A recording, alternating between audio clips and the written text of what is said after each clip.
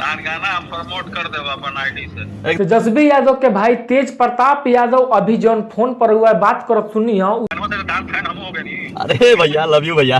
तेज प्रताप यादव जी रही हो जौन की छोटू शिकारी से वीडियो कॉल पर बात हो तलक हटे।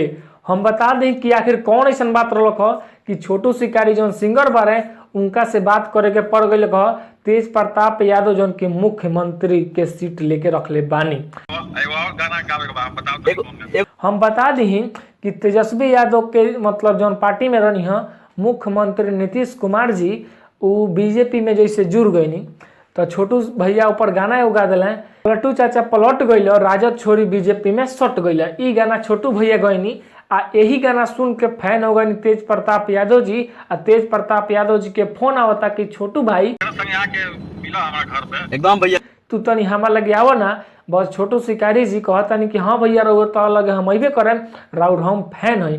तो वो जब तेज प्रताप यादव जी कहता कि तब से तहार गाना सुन ले बानी नू तब से हमू तहार फैन हो गई बानी। अरे भैया लव यू भैया।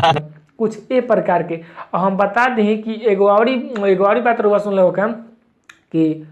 कि तेज प्रताप यादव जी कहता कि हमारा लगे फैन से आवो आ फैन एगो और गाना बाटे जौन कि हम तरह के गाना देम आ एगो और गाना गावे के बाद छोटू शिकारी के। तो छोटू शिकारी के फैन हो गए तेज प्रताप यादव जी जौन कि मुख्यमंत्री के मतलब रुआ समझ सकता हम बता दी कि छोटू भैया मतलब एगो कलाकार हैं गाना वाना गावे आ वहाँ के मतलब मुख्यमंत्री बुला लेनी मतलब मानी कि मुख्यमंत्री हैं तेजस्वी यादव चाहे तेज प्रताप यादव जी अगर बुला के सम्मानित कल जाता कि रउआ बहुत अच्छा गाना गैले बानी ई उ 917 फलानी जौन भी तो बहुत अच्छा के बात बा। एगो और हम बात बता दी सिंगर के अगर कोई बड़का पार्टी मतलब मुख्यमंत्री बुला के अगर कहतानी कि तू गाना गावत रह जौन गाना सही गावत रह हमारा मतलब एंट्री पार्टी पर हम आवरी देतानी तू आवरी गाना गाव तो ई तो एक तरह देखल जाए तो बढ़ावा भइल।